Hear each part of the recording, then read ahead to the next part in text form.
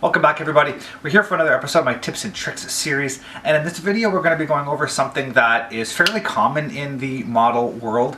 It's a product that you get to see a lot of people use it, but not a lot of people know how to use it, and you need to have a bit of experience in order to make it work well. So hopefully this video will help you, and I am talking about the use of resin. Some kits include it. A lot of people can buy it as aftermarket. Enhances the detail of your kit. But as I said, it can be difficult to work with, and it can be intimidating for somebody who has never used it before. So hopefully this video will give you a little bit of some pointers on where to go if you do have resin to use or would like to attempt to use the resin. So let's get this camera swung over, we'll get to the desk, we'll take a look at this project. And as always, my name is Sean, and this is Sean's Aviation.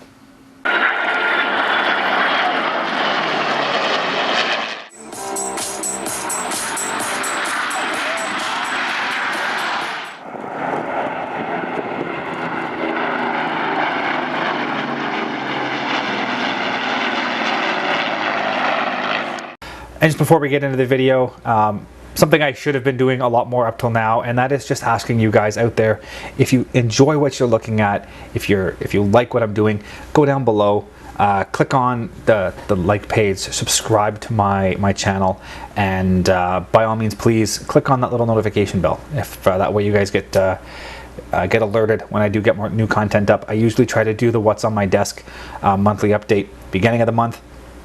And I usually try to get a video or a series of videos released by the 15th, the middle of the month. So whether that's going to be a tips and tricks video or an aviation history video or my time-lapse videos of the previous model builds that I've got done, or an air show video, or some of my new product review videos I'll be doing. So I want to try to get something posted by the middle of the month. So please, if you're enjoying this, subscribe, like, and click that notification bell. Let's move on to the video. Okay, so in this tips and tricks video, we are going to be looking at the particulars of using resin. And resin is a very interesting product to work with. It takes a bit of practice to get used to it, but it eventually can be just as easy as regular old styrene to use. And for this demonstration, I'm going to be using the parts that come included in the Classic Airframes Vampire kit, which you can see here. So yeah, trying to remember which way is up for you guys as I flip this video. Anyways, so this is the Classic Airframes Vampire. Classic Airframes tended to come with quite a bit of resin in the model to help flesh out the details, as the plastic tended to be quite soft. So, for example, if you look, the detail on this plastic, it's pretty soft detail. There's not a lot going on here. Basic detail. So in order to get really high detail I guess I can go back in a little bit here. Styrene is a liquid that's injected under pressure into a steel mold. So you make a steel negative mold, and the two halves of the mold come together, and then liquid plastic is injected in the mold, and it fills in all the crevices, and when the molds pop apart, you end up with this. So the quality of your steel molds is what dictates the quality of your plastic. So straight lines, stuff like that, can be easy, but real fine detail involves really fine machining in almost a three-dimensional dimension on the steel. And unless you have a very, very expensive 3-axis CAD machine with really good people who can do 3D CAD designing, it's very difficult to get fine detail in plastic models, which is why up until very recently, most of the models did not have a lot of good detail, because a lot of that was done by hand. You'd actually carve the molds by hand, and I think this is the case with these. A lot of these were carved by hand, so it took a lot of effort to get a lot of details. So for a thing like Classic Airframes, which tended to be short run, you weren't investing a lot of money into your molds, resin was the way to go. And resin, so in the case of a resin part, you would actually make a master out of plastic, and then you would make around that a rubber mold. and then you remove your master, and your mold would be left, and you pour the resin. Resin's a two-part chemical. There's a liquid and a hardener, and you pour it together, you mix it, you pour it into your mold, it hardens, and you get resin. And it provides lots of detail. As you can see here, you get all of the fine detail of the wires, all of these little details, because you're not machining it. You're building a master, you're molding the master, and then you create this. So it allows you to make a really detailed product. It's time consuming and it's expensive, but it's not as time consuming and expensive as it is as making a steel mold for an injected an injected plastic model. If you plan on making 100,000 models, by all means you spend the money on the molds. If you're only going to pop out 1,000, you know what I mean? It's easier to do your resin than it is to do your steel molds. Now, the problem with resin, it doesn't work with plastic glue, so you need to use a super glue.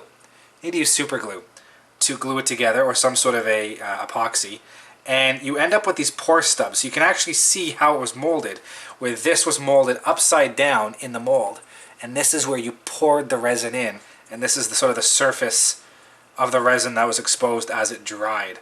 So when you pull the molds apart, you end up with this, and you have to end up cutting off these pore stubs, and you see them, for example, on the wheels. The 3 wheels are all connected to this pore stub. So again, the model was upside down, the wheels, the mold was like this, the resin was poured in, you get this kind of soft pore surface, and when the molds are taken apart, the model comes out. So you end up, you have to clean up and cut off all these little bits and pieces. The resin itself, the dust, is not the best for you. If you're going to be working with resin and a lot, you know, I recommend, I mean, in reality, I should probably be wearing a mask when I do this. I don't have one, so I don't. But you just want to be very careful with the dust. You don't want to inhale. If you're going to be grinding with a Dremel or doing lots of massive sanding, wear a mask, go outside. You don't want that stuff around. For what I kind of do, you know, is it going to kill me eventually? Sure, but you know, so is Tupperware in the sun. So you kind of have to pick your battles and think of things critically. So in order to, there's a couple different ways you can do this. You don't want to use an exact knife. Resin is very brittle. It doesn't take much for it to kind of crack and shatter. And if it starts to crack, that crack will propagate through and your resin will literally crack. So it's a very brittle material. So you don't want to put a lot of pressure on it. So for example, an X-Acto knife using pressure to cut through, you're not going to do very good. You grab a Dremel with a cutoff wheel. You could do that. I tend to use the hobby saws. So these are your sort of testers. You know, the hobby saw with the blade. Get them at any, you know, with Michaels, and you got the, you know, I think Walmart sells them. Most hobby shops have these. This is a fine-toothed saw blade. So you just kind of want to, I always find it better to hold onto the pore stub, because if you hold onto the seat, it's very easy to, say, crack a piece off with your thumb. So I always hold onto the pore stub itself and cut along that seam. And you want to make sure when you're cutting how your saw blade is angled, right? If I cut like that, I'm going to start cutting into my part. So you want to keep an eye on it, and you want to make sure that you are cutting perfectly square to your part. The best thing with this, not a lot of pressure. Let the saw do the work. For example, you can see now I got to the point where the saw is binding, and it's not the easiest to keep cutting. So you can actually flip the model piece over. Same thing, get right up into that seam. Make sure you're nice and square to the part. And there you go. So you see I had a little bit of cleanup I got to do on the bottom of that seat. Not horrible. You know, a little bit, especially on the front here. A bit of sanding. You know, that doesn't take much to repair. Just a little bit of work with a sanding stick.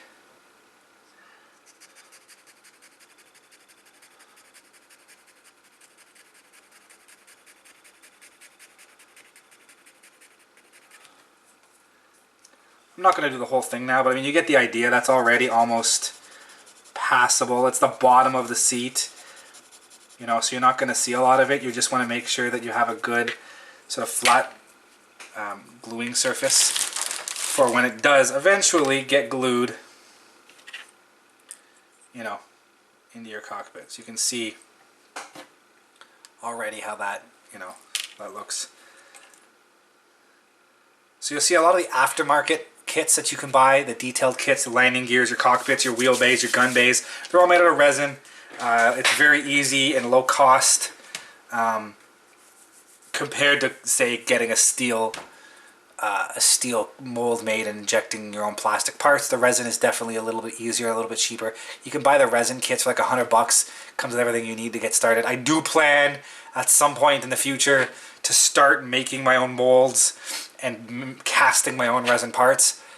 I haven't got that far yet. I don't have that much time in my life, but eventually I do plan on doing it. So, you know, we'll see where that eventually ends up going. But for now, I just do this. So it's relatively easy to work with as long as you're careful that you don't break it and you know what you're doing.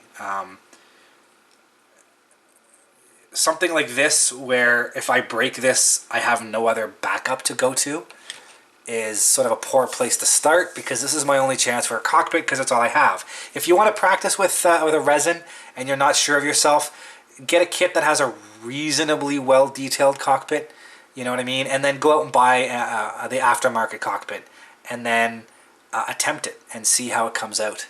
See, you know, if you break it, you can always fall back onto the kit part. But if you don't, and you can get it to fit, it fits. But yeah, so it takes a bit of effort, a bit of practice, but in the end, it is definitely worth it. So for example, you look at this, you know, the Vampire side. There's no detail at all on the inside of the cockpit. But you can see where having this resin cockpit in there, you know, really gives it the detail that it needs. I gotta still cut that bottom piece off, but anyways, doesn't really fit with that base in place. But you get the idea of how, you know, detailed it can make a cockpit with just a small application of a resin cockpit. You know, just really makes that interior pop compared to what you'd see in a plastic kit. And it's already got all these wires, so I don't have to run all those, you know, in the aftermarket. So, so for now, we'll leave it at that for now. I'll eventually come back. I just actually realized that the control stick is not mounted in the right place. That's actually just mounted onto the pour stub. That's actually pretty interesting. I never noticed that before. Anyways, I just thought that was its final location, but it's not. It was just glued there to be poured, and once you cut that off, it actually gets installed into that little hole there for its mounting location. So anyways, just an interesting little side bit of information there. So this is always going to be a bit of a tough one to cut. I'll maybe give this a bit of attempt here now. See, in this case, at least you can. I'll shift the camera here a little bit. You'll be able to see if you can hold it flat. You can kind of get the saw up underneath, and that allows me to work my way across. It'll actually cut that instrument or the control stick off at the same time. So there's the control stick. So these are the kind of thing I'll be careful, because that's very brittle and that'll break off relatively quickly. But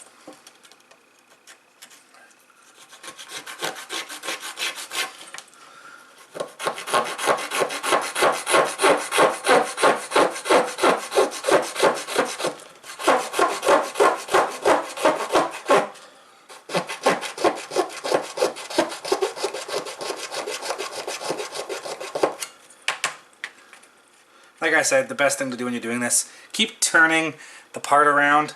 You get kind of halfway through, the saw starts to bind, flip the part to another angle, cut that way, cuts down on the amount of sort of cross section of resin that the saw is cutting through.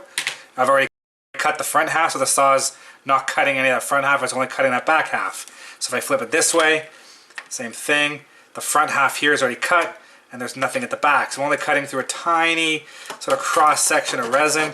It'll cut quite a bit faster, a lot less effort. Let the saw do all your work.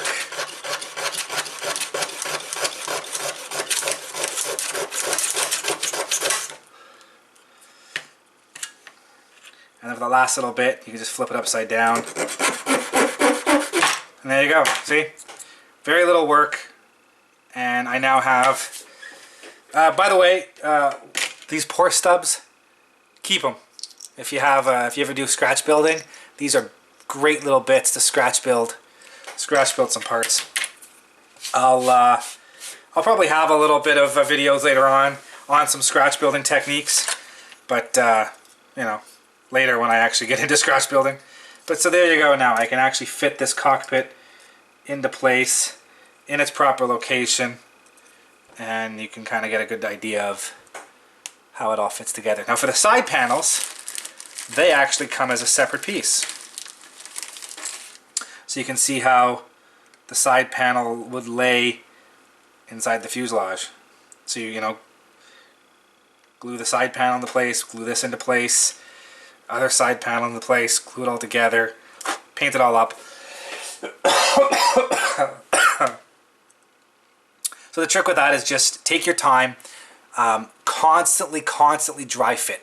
Because resin is the way it is with the pour stubs and everything else, and usually in this case it's made by the same manufacturer as the kit, but in most cases of aftermarket the resin is made by somebody else. So you need to kind of make sure that when you're fitting it into the cockpit it fits properly. So take the time, dry fit.